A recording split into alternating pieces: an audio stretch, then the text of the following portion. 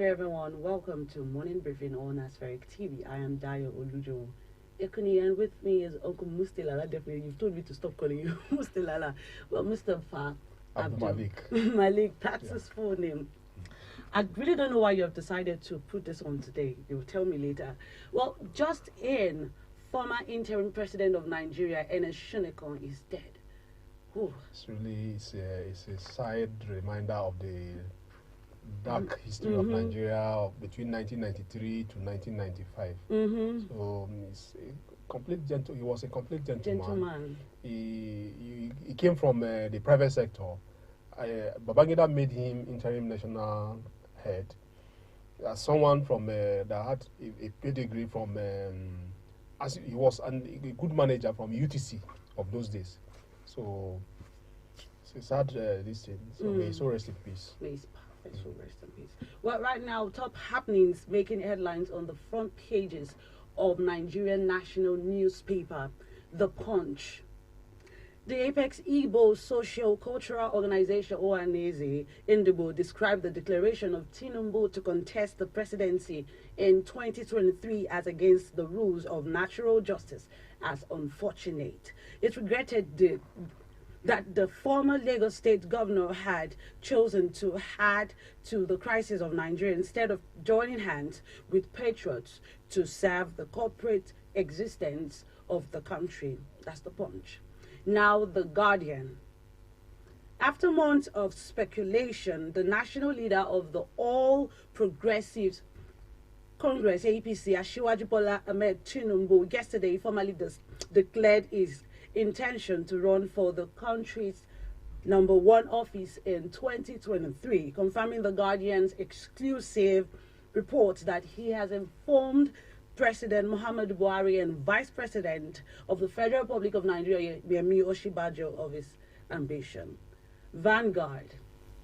Still on the presidential ambition of Tinubu, Vanguard reports that the former Lagos governor on Monday said that he has informed President Muhammadu Buhari of his ambition to contest for the position of president in 2023. Asiwaju Bola Ahmed Tinubu said it was a lifelong ambition and that he has the confidence, the vision and capacity to build on the vision of President Muhammadu Buhari. The Nation. According to The Nation, states are to get 61.2 billion naira survival bill soon. The federal government said that yesterday through the Minister of State for Industry, Trade and Investment, Ambassador Mariam Katagum. Each of the 36 states will access a minimum of 1.7 billion naira in the various schemes being implemented with the 75 billion naira survival fund. Daily Trust. Governors who are members of the All Progressives Congress, APC, are divided over the convention of the party slated for February this year. Daily Independent. Daily Independent reports that as Nigeria heads into the penultimate year of President Muhammad Buhari's second term with an ambitious fiscal expenditure plan and strong reform proposals, there is no doubt that Nigerians are expecting that the year 2022 will bring good tidings to the economy, considering the fact that inflation is slowing down. Well, that's all for on the top happenings making the headlines on the front pages of Nigeria's national newspaper. Right now, we'll go on a quick break, and when we come back, we will talk about the roundup.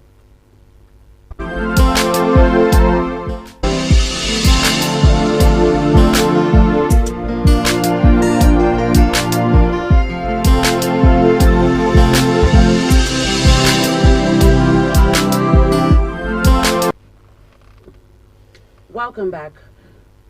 Going through the headlines, the top happenings making headlines on the front pages, there's something that kept on popping up, and that's Tinubu. I think that's what's in vogue now. Well, we are already in a political era of politicking era. 2023 is just around the corner. Actually, this thing has started long ago. You could remember that Tinubu, sometimes last year he was ill and he was in London. While he was in UK, virtually all the political supporters that matters, the Senate President was there, Bajabira Miela was there, governors that were there to see him. So it's already a clear signal towards what transpired yesterday. There's no doubt about it. There is no, even a fortune teller could tell that this man is going to vie for this thing come 2023. And So, said it's a lifelong ambition. So some people they were like crying. You could see that why some people are worried is because he's more or less like a godfather, political godfather to VP Osinbajo. And if you look at it very well, the person that merited this thing, based on my own opinion. Is VP Osinbajo. He's already a VP. If you look at what is happening in the government since 2015 till now, he has been able to give a capacity, leadership, integrity to this present administration. So you don't expect him to, as a VP now, to say, okay, you should stop there and just go. No. He has been the man managing the economy, the National Economic Council. He is under his watch. So if there's anything that Buhari has to show regarding his economic achievement, the credit should be given to Osinbajo. So ordinarily, people were expecting him to say, okay, he should inherit Buhari administration come 2023. So ideally, but politicians, they have their own way of doing things. Like Bola Ahmed Tinubu said yesterday, he said it's a lifelong ambition. So, and if you look at it very well, it's something that he has been building all along. He has governors, he has installed governors outside Southwest. Even up far north here, some governors are loyal to him. Yeah. So it's not something that he just overnight. No, it's not an overnight thing. It's but something that will also bring me to what he said. He said he's a kingmaker and he wants to be a king. So that is what we're saying now, that he has made some people governors. Even the present Senate President, the Speaker, he made them. So now he wants to elevate himself to that. It's free. It's a free contest. So the way you and I here will look at it is different. I was made to understand sometimes last year that there is no equity once it comes to politics. No equity. If you are saying you are looking at equity to say this, that, no, it doesn't hold. So, well, let's keep our fingers crossed and watch. Well, Southwest has qualified leaders. Tinubu, not one of them. That's what Bode George. No, this, you see, Bode George, is someone, is an elder. If you look at it very well, he's spearheading a movement in Lagos right now. That movement is like this. They call it Lagos for Lagos. Lagos for Lagosians. So they have been pointing this accusing fingers at Tinubu is not from Lagos, that is from Osun State, that even Fashola is from is he Oyo? He even said he mismanaged the resources. So many other accusations, but is it today? You understand? They have watched this man. He has become governor of Lagos State for good 8 years. He has amassed so much wealth to detect who holds which office or not. So it's not something of today. So it's unfortunate that the people, the real Lagosians, they are worried people. They are just realizing that, look, we are the real Lagosians. We are the real owner of Lagos. So this man is not one of us. They are just realizing today, but it's too late. It's too late, because even if their own children will disown them for Tinubu. So that is how powerful Tinubu has become in Lagos State. So Bode George will, as usual, make noise. Even in the past elections in Lagos State, they have said so. He supported Jimmy Agbaje in the over Bode. It was Tinubu's candidate that won. So it's not something of today. So let's disregard Bode George. So what will you say about the governors, the APC national convention that is looking so tricky now? They are still contemplating on that very time to have the national convention develop? Well, is like we said yesterday, is something that is capable of tearing APC apart. You understand? So if you look at it very well, how did PDP hold on to power for good 16 years? At a crucial time, the president, who is the head of the party, must step in with his leadership. You know, as far as Nigeria is concerned, as far as democracy is concerned, up to today to tomorrow, the presidency is so powerful. They dictate who get what. So because of that, everybody is, once Buhari step in, all these things will die. All the hues and cries here will die down, just like that. Because there's an adage that when the house is not in order, yes, you can't build outside. See, that is why you see some other pundits, some other analysts will tell you, some watchers of the development, they will tell you that, look, there will be bets of another strong forces will pull from APC, from PDP, and from the formidable political. Let's just watch and see. Because you are seeing today now, this aspiration of Tinubu, Osibajo is there. There is rumors of this Minister of Transportation, Rotimi Amechi. Yes. He too is also there. There are some other people too, they are there. All of them, they are fighting for the soul of the party. And that is why the convention, it seems as if it will not hold. But eventually it will hold. Winner must emerge. So how the party were able to carry themselves along, that is their post-convention plan, will determine the soul, the existence of APC.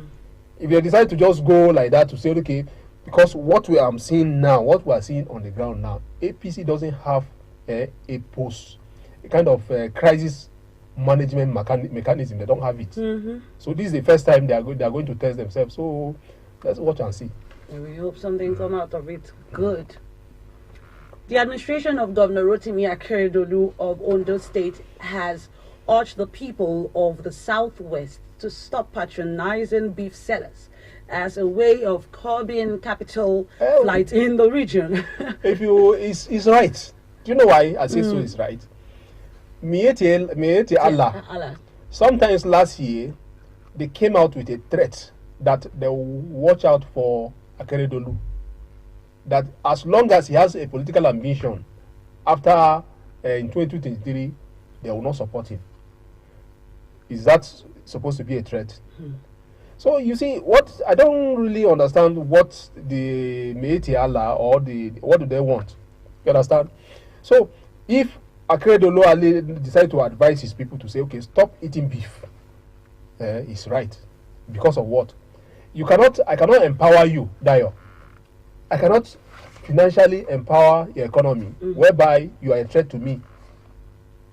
The director of the state director DSS in Ondo State, he has given several times. He has came out to say, okay, there is a serious problem of farmers becoming threat to headers becoming threat to farmers. People cannot access their farms. You make attempt, you are being attacked. So this is a part of it.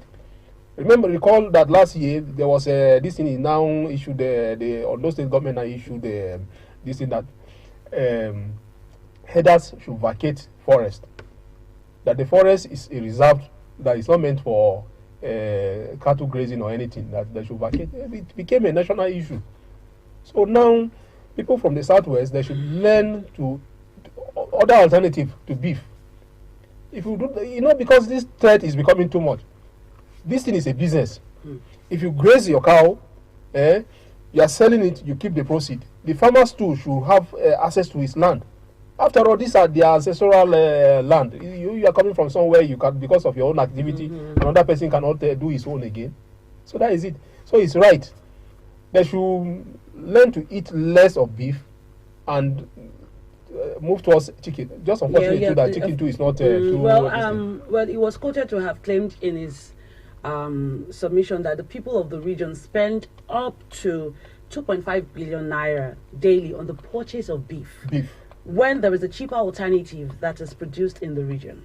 Now, Well, according to reports, the governor made the claim at a recent stakeholders meeting. Well, it said chicken that's broiler. It's more even It's more yes, healthier it's healthier it's and already it's protein cheaper. and It's a cheaper alternative. See, there's no two ways.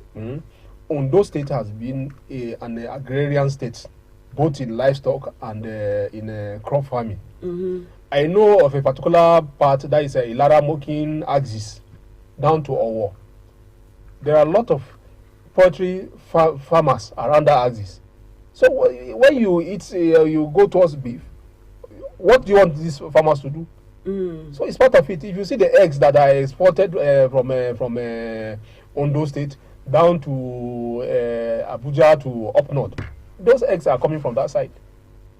So people should eat less. In fact, the whole thing is boiled down to the aspect of these cattle farmers and the crisis. There's no, if not otherwise, the two people can still have alternative to eat this or to eat that.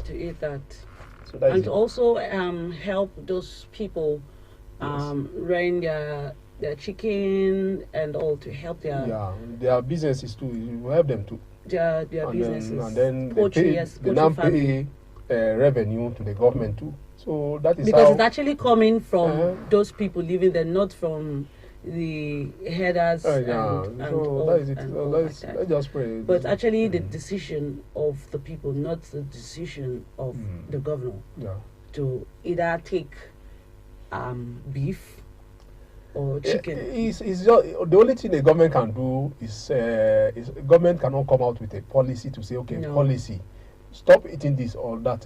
The highest it could do is just this advice. Although government has every right to regulate economic activities. Government can make you rich. Government can as well make you poor. How do government make you rich? If government decide to give you a waiver, tax waiver, it will boost your business. If they slam you with taxes and some levies, it will affect your business. That is how it is. So government today now can decide to say, okay, if they will discourage people from eating beef through policy, through revenue. Less cow will come into Ondo State. Then you see poultry farmers now gain. So that is it. Thank you so much. You're welcome. You're welcome. Thank you so much, viewers, for viewing. I remain Dario Lujumo, and my name is Mustafa Abdulmalik. Uncle Mustilala. I won't stop calling that. Stop calling that. Just call me Mustafa Abdulmalik. Oh, do not forget to subscribe to our YouTube channel if you have not, and follow us on all our social media handles. Thank you. Have a wonderful day.